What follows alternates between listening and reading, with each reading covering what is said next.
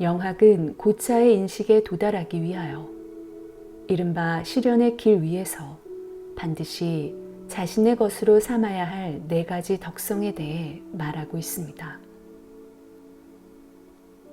제1의 덕성은 사고 내용 가운데서 허상과 개인적 견해로부터 진실을 구별해내는 능력입니다. 제2의 덕성은 현상에 얽매이지 않고 진실한 것을 정당하게 평가하는 능력입니다. 제3의 덕성은 앞에서 말한 6가지 덕성, 즉 사고의 컨트롤, 행위의 컨트롤, 지속, 인내, 신념 및 평상심을 기르는 것입니다. 제4의 덕성은 내적 자유에 대한 사랑입니다. 이러한 덕성들에 포함되어 있는 사항을 단지 머리로만 이해해서는 아무런 소용이 없습니다. 그것은 혼의 습관이 될 때까지 몸에 배어들어야 합니다. 진실한 모습과 허상을 구별하는 제1의 덕성을 예로 들어봅시다. 수행자는 자신에게 다가오는 어떤 일에 대해서도 비본질적인 부분을 본질적인 부분과 구별할 수 있도록 자신을 훈련해야 합니다. 완전히 평정한 태도로 그와 동시에 인내심을 가지고 위에서 말한 맥락에서 외계로 관찰의 눈을 돌립니다. 그리고 거듭해서 이러한 시도를 계속합니다. 마침내 그는 매우 자연스럽게 지금까지 비본질적인 부분에 만족하면서 확신을 가지고 있었던 것보다 더 강렬하게 진실한 것과 하나가 됩니다. 모든 무상한 것은 비유에 지나지 않는다. 그의 혼은 이 진리를 확신합니다. 이렇게 4가지 덕성을 하나하나 닦아야 합니다. 이 4가지 덕성이 혼의 습관이 될 때 그 영향으로서 수행자의 에테르체에는 미묘한 변화가 일어납니다. 제1의 특성인 진실한 모습을 허상과 구별하는 것에 의해 이미 지적한 바 있는 중심점이 머리 부분에 만들어지면서 동시에 후두부에도 그 중심점이 준비됩니다. 후두부의 중심점을 만들기 위해서는 물론 집중의 행이 필요합니다. 집중의 행이 그것을 형성시킵니다. 그리고 4가지 덕성의 습관화가 그것을 성숙시킵니다. 중심점이 후두부 주변에 마련되면 에테르체는 자유롭게 제어되면서 그물 조직으로 뒤덮여 하나의 경계선을 이룹니다. 이것은 제2의 덕성, 현상에 얽매이지 않고 진실한 것을 정당하게 평가하는 것에 의해 실현됩니다. 이러한 평가가 가능해지면 점차로 영적인 사실들이 시각화합니다. 그렇지만 오성의 관점에서 의미 있다 판단되는 것만을 실행해야 한다 생각할 필요는 없습니다. 아무리 눈에 띄게 두드러진 행위가 아니라 하더라도 우주 전체의 운동 속에서는 어떤 의미를 가집니다. 이 의미를 의식하는 것이 중요합니다. 일상생활 속의 작은 일들을 정당하게 평가하는 일이 중요한 것입니다. 제3의 덕성과 결합된 6가지 행에 관해선 이미 말하였습니다. 그것들은 심장부의 12장의 연꽃잎을 활성화시키는 것과 관련되어 있습니다. 에테르체의 생명적 흐름은 앞에서 말한 바처럼 이 연꽃잎이 있는 방향으로 이끌어야 합니다.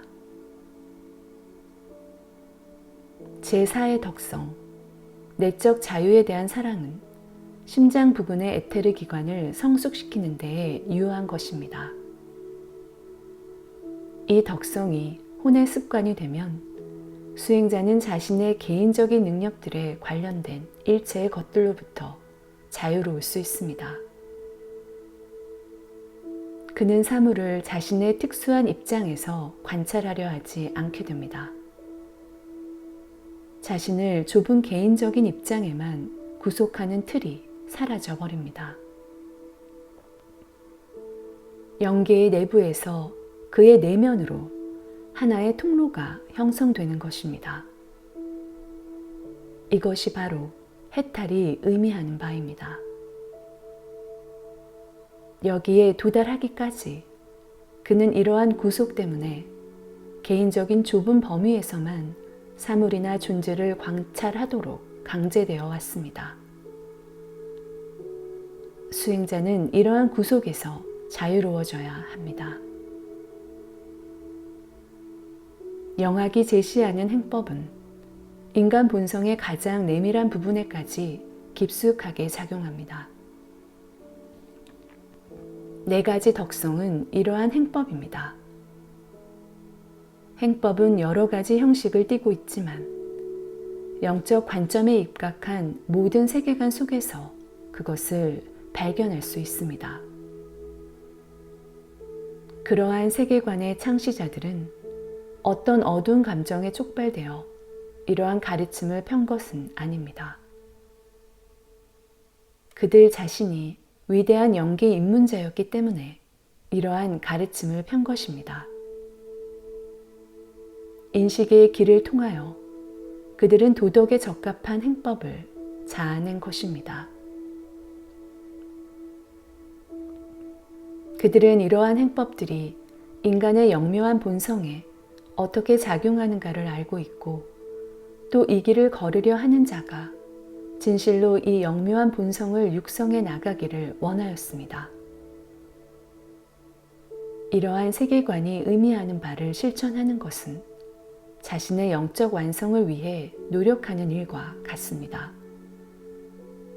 그가 이런 노력을 할 때 그 행위는 우주 전체에 유익하게 작용합니다.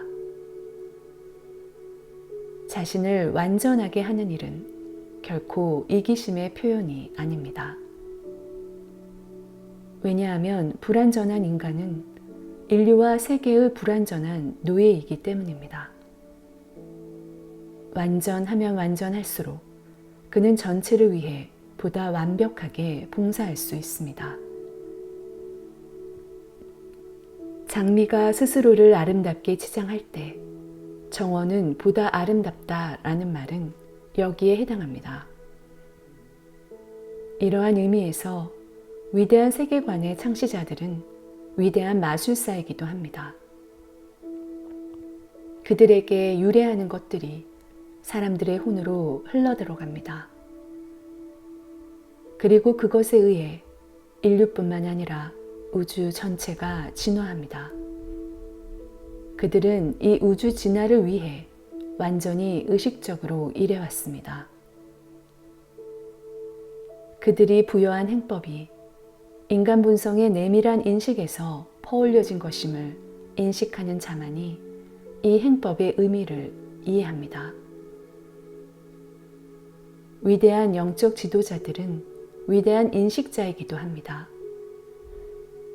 그들의 인식이 인류의 이상을 일으켰습니다. 그러나 개개인은 수행을 통하여 진화의 높이로 나아감으로써 이러한 지도자의 의식에 접근해 갑니다. 이러한 방식으로 에테르체를 육성하는 사람에겐 완전히 새로운 삶이 열립니다. 그때 그는 수행의 과정에서 적절한 시기에 이러한 새로운 삶을 어떻게 살아가야 할지 명료하게 이해해야 합니다. 16장의 연꽃잎을 통하여 이 길을 걷는 자는 영계의 형태들을 보게 됩니다. 이때 이 형태를 생성시키는 대상 또는 존재에 따라 그것이 어떻게 다른지를 명료하게 이해해야 합니다. 이때 가장 주의해야 할 것은 자기 자신의 사고 내용이나 감정에 따라 어떤 종류의 영적 현상은 영향을 받지만 다른 어떤 종류의 형상들은 전혀 또는 조금밖에 영향받지 않는다는 사실입니다. 그 형상이 영향을 받는 것일 경우 관찰자가 출현한 영적 현상에 대해 처음엔 아름답다라는 감정을 가지다가 잠시 후에 이건 아주 쓸모있는 거야 라는 감정으로 바꾸면 그 형상은 바로 모습을 바꿉니다. 특히 광물이나 가공품에서 유래하는 영적 형상은 관찰자의 어떠한 감상이나 감정에 의해서도 쉽게 변화합니다. 이것은 식물에서 유래하는 영적 형상에 대해서도 말할 수 있지만 그 변화의 정도는 아주 적습니다. 동물의 영적 형상은 그 변화하는 정도가 더욱더 적습니다. 동물의 영적 형상도 변화하기 쉽고 활동적이기는 합니다. 그러나 그 활동이 인간의 사고나 감정에 영향을 받아 일어나는 건 작은 부분에 지나지 않고 다른 부분들은 인간이 영향을 끼칠 수 없는 원인들에 의해 일어납니다. 형상 세계 전체의 내부엔 특별한 종류의 형상도 존재합니다. 그것은 애당초 거의 인간의 영향을 받지 않는 형상입니다. 수행자는 이러한 형상이 광물이나 가공품도 아니고 식물이나 동물도 아니라는 것을 스스로 확인할 수 있습니다. 이러한 형상들을 세밀하게 관찰해 보면 그것들이 다른 사람들의 감정, 충동, 정열 등에 의해 야기되었음을 알 수 있습니다. 그러나 조금 시간을 두고 보면 이 형상들에 대해서도 수행자 자신의 사고나 감정이 비록 미약하다 하더라도 영향을 끼칠 수 있다는 것을 느낄 수 있습니다. 그러나 영적 형상 세계의 내부에는 관찰자 자신이 영향을 끼칠 수 없는 부분이 남아 있습니다. 이 남겨진 부분이 결령 능력을 가지기 시작한 수행자가 영시할 수 있는 대부분의 것입니다. 이것이 어디서 연유하는지는 수행자가 자기 자신을 관찰할 때 비로소 확실히 알 수 있습니다. 이 영적 형상은 수행자 자신이 만들어낸 것입니다. 자신이 어떤 바람을 가질 때 이러한 형상이 생성되는 것입니다. 자신의 내면에서 살아 숨쉬는 충동이나 욕망, 자신이 품고 있는 의도 등 그 모든 것이 이러한 형상으로 나타납니다. 이렇게 인간은 자기 자신의 의식 내용에 해당하는 형상이나 자신의 감정을 통하여 자신 이외의 것에서 유래하는 모든 것의 영적 형상에 영향을 미칠 수 있습니다. 그러나 자기 자신의 본질이 생성시킨 영적 형상에 대해서는 그것이 만들어진 이후에는 이미 어떠한 영향력도 발휘할 수 없습니다. 이것으로 다음과 같은 사실이 명확해집니다. 즉, 고차적인 시점에서 보면 인간의 내적 생활, 충동, 욕망, 표상들도 자신 이외의 대상이나 본성과 똑같이 외적인 형상으로 나타나는 것입니다. 고차적 인식에 있어서 내계는 외계의 일부분입니다. 마치 거울에 둘러싸인 사람이 자신의 모습을 모든 방향에서 볼 수 있듯이 고차적 세계 속에서는 인간의 혼적 본성이 거울상으로 그 자신 앞에 나타나는 것입니다. 여기까지 진보한 수행자는 이제 자신의 개인적인 협소함이 만들어낸 환상을 극복할 수 있는 시점을 맞이합니다. 그는 지금 자신의 개인적인 내부에 존재하는 것을 외부의 것을 보듯이 관찰합니다. 지금까지 그는 외부에서 자신의 감각의 작용에 오는 것만을 외계로 인정했습니다. 그와 같이 주위의 사물에 대한 태도가 점차로 자기 자신에 대해서도 그대로 적용되기에 이릅니다. 지금까지 말한 영계의 본질을 이해하지 못했을 때 수행자는 자신의 혼의 내부를 비추어내는 외부의 영적 형상이 하나의 수수께끼로 생각될 것입니다. 그 자신의 충동이나 정열이 동물이나 때로는 사람의 형상으로 나타나기도 합니다. 물론 영적 세계의 동물적 형상은 지상의 동물과는 전혀 다른 모습이지만 그렇다고 해도 어딘가 유사한 점이 있습니다. 때문에 수행이 부족한 사람은 그것들을 이 세상의 동물로 취급하고 맙니다. 영계를 인식하기 위해서는 완전히 새로운 종류의 판단력을 지녀야 합니다. 왜냐하면 내부에 속하는 것들이 외적 형상으로 나타나는 것을 제외하고서는 그 현상하는 방식이 현실적으로 존재하는 형상의 역상으로 나타나기 때문입니다. 이를테면 어떤 숫자를 영계에서 보았다고 합시다. 우리는 그것을 거울에 비추어진 상을 읽듯이 거꾸로 읽지 않으면 안 됩니다. 285라는 숫자를 보았다면 582로 읽어야 하는 것입니다. 구체는 마치 그 중심에서 바라본 듯한 모습으로 나타납니다.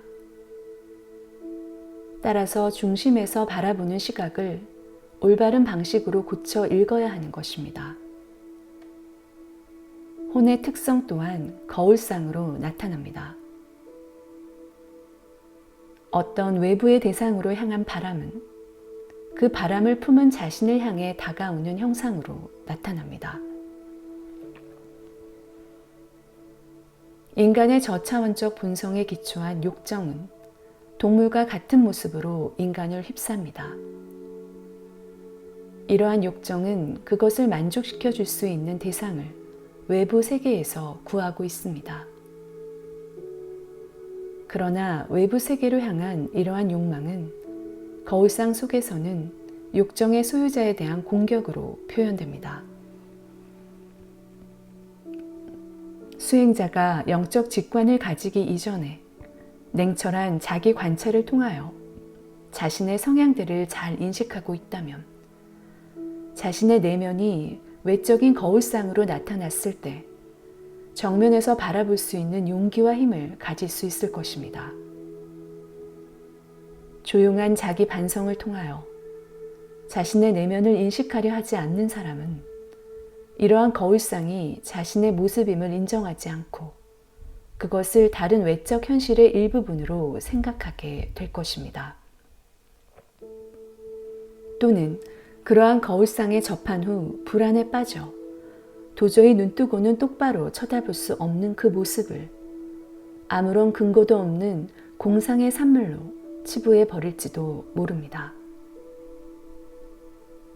이때 그는 미성숙한 채로 어떤 류의 영적 개발에 성공한 결과로 인하여 도저히 회복할 수 없는 불행한 상태에 빠지고 만 것입니다.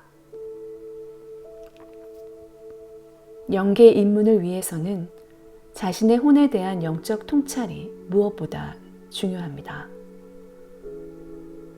자신의 자아야말로 인간이 가장 긍정적으로 평가할 수 있는 영적 혼적 내용입니다. 수행자가 일상의 자기에 대한 인식을 심화시킨 후 영계에서 자신의 거울상과 접촉하게 될 때 그는 그 둘을 비교할 수 있습니다. 그 영적 형상을 스스로 잘 알고 있는 자신의 모습과 관련 지음으로써 보다 확실한 기반 위에서 출발할 수 있는 것입니다. 그렇지 않을 경우 아무리 많은 정령들이 자신 앞에 그 모습을 드러낸다 하더라도 그는 그 정령들의 본성을 파악할 어떤 단서도 가질 수 없게 될 것입니다. 그 결과 그는 자신이 기댈 수 있는 어떤 근거도 가질 수 없게 됩니다. 그러므로 자신의 본성을 충분히 인식하고 평가할 수 있는 근거를 마련한 자만이 영계에서 견실하게 길을 걸을 수 있습니다. 이는 아무리 강조해도 지나치지 않습니다. 수행자는 영계의 여행길에서 처음으로 이러한 영적 거울상과 조우합니다.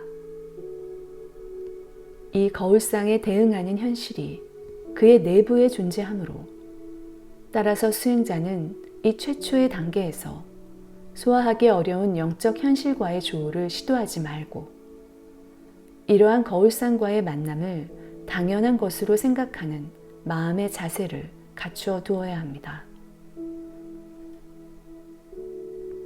그러나 그는 이 거울상의 세계 속에서 마침내 새로운 현실을 배웁니다. 낮은 차원의 자아가 지금 그 앞에 거울상으로 존재하고 있습니다. 그러나 이러한 거울상의 한복판에서 고차적 자아의 진실한 모습이 나타납니다. 낮은 차원의 인격적 형상 속에서 영적 자아의 형상이 보이는 것입니다. 그리고 수행자는 영적 자아의 형상에 의해 비로소 다른 영적 현실로 이어지는 실을 자아낼 수 있습니다. 여기에 이르러 그는 양미간 부분에 있는 두 장의 연꽃잎을 활용할 때를 맞이합니다. 이 연꽃잎이 회전하기 시작하면 자신의 고차적 자아와 고차적 정령들과의 연계가 가능해집니다. 이 연꽃잎에서 일어나는 흐름이 높은 차원으로 확산되어 가서 그 정령들의 활동이 의식화되는 것입니다. 빛이 물체를 볼 수 있게 해주듯 이 흐름이 고차적 세계의 정령들을 영적으로 볼 수 있게 합니다.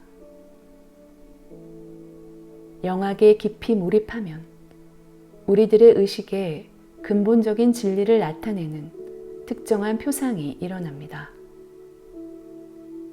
그것을 통하여 이 길을 가는 자는 양미간 부근에 있는 연꽃의 흐름을 활성화시키기도 하고 또는 그것을 제어하는 법도 배웁니다. 특히 이 단계에서 건전한 판단력과 명석한 논리적 훈련이 영적 생활에 얼마나 중요한 것인가가 명확히 드러납니다. 이것을 전제로 하여 지금까지 하나의 싹의 상태에 머물며 무의식 속에 잠재되어 있던 고차의 자아가 의식적인 존재로 생성되어 나오는 과정을 고찰해 봅시다. 영계에 비유가 아닌 하나의 현실적인 사건으로서의 고차적 자아가 탄생하는 것입니다. 새로이 태어난 자, 즉 고차의 자아는 살아가기 위해 필요한 모든 소질이나 기관을 갖추어야 합니다. 자연이 새로운 생명에게 건강한 눈과 귀를 주듯 행법은 고차의 자아에게 필요한 능력을 가지게 합니다.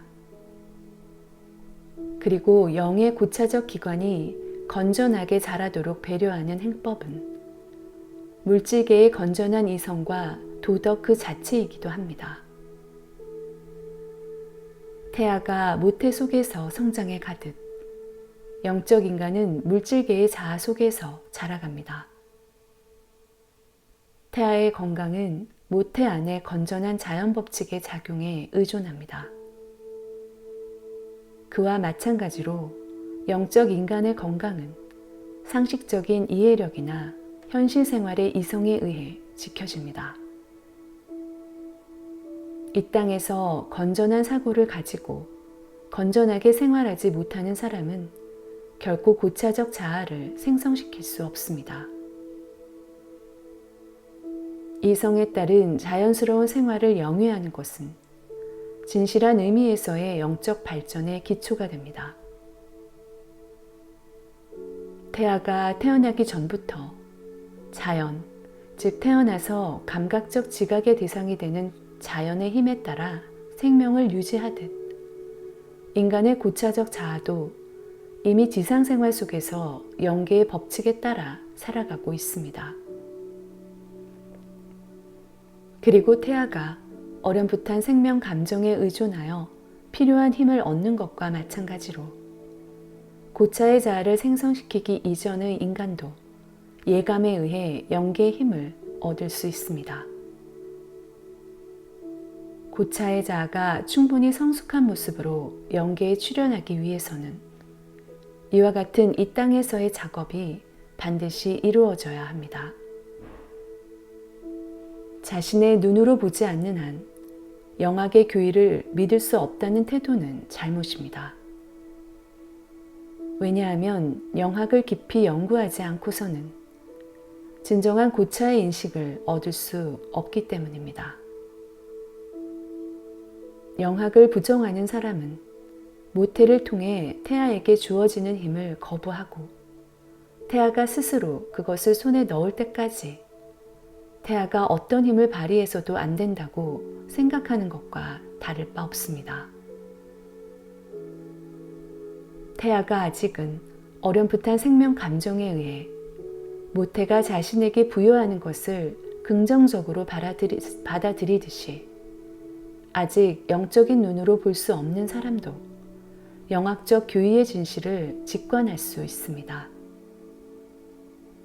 비록 자기 자신이 영적 체험을 하지 못했다 하더라도 건전하고 명석하며 공정한 판단력과 진리 감정을 가지고 영학적 가르침의 본질을 통찰할 수 있는 것입니다.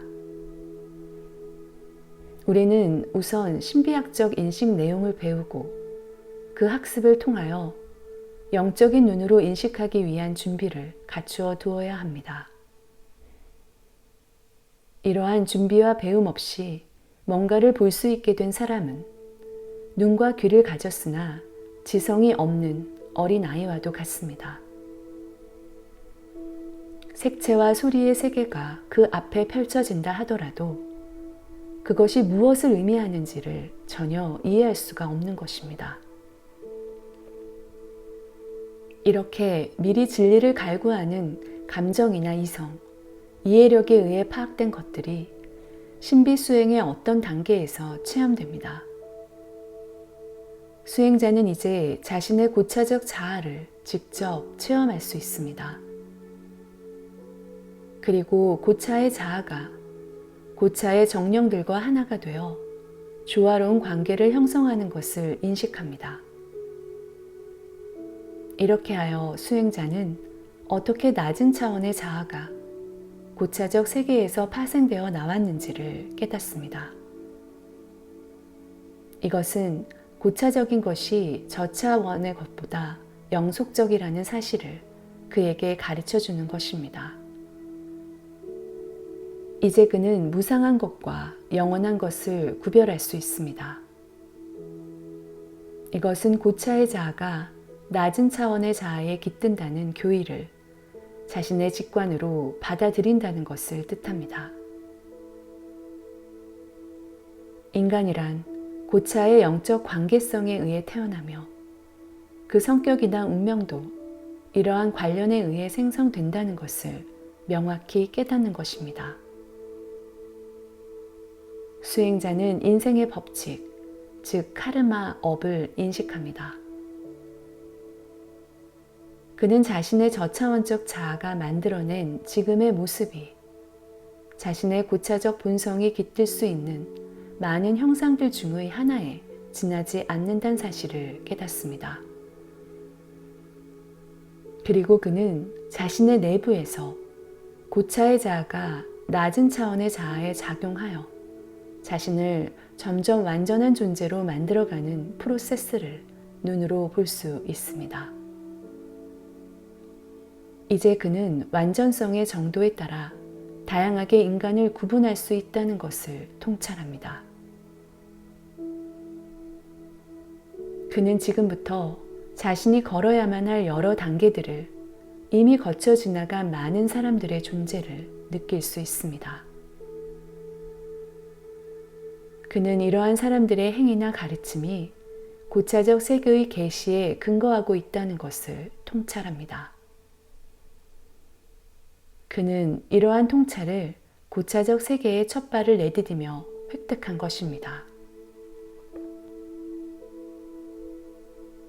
인류의 위대한 비의 입문자라 불리는 사람들이 그에게 현실적인 의미를 가지기 시작합니다.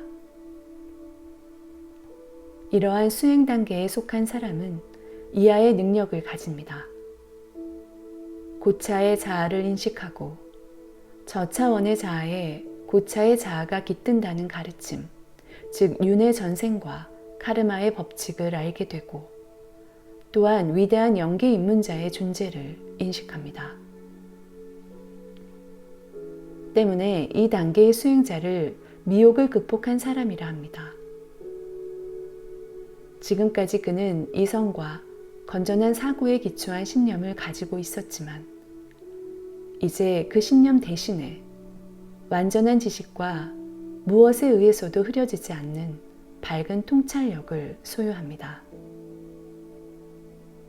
모든 종교는 의식, 비적, 전례 속에서 고차의 영적 사상에다 눈에 보이는 형식을 부여해 왔습니다. 종교의 깊은 의미를 아직 통찰하지 못한 사람만이 이 형식을 잘못 해석하는 것입니다. 그러나 영적 현실 그 자체를 통찰하는 사람은 제사라는 가시적 행사의 위대한 의미를 이해할 것입니다. 그러한 사람에게 종교적 의식이란 자신보다 높은 세계와 자신과의 결합을 나타내는 모상이 될 수 있습니다.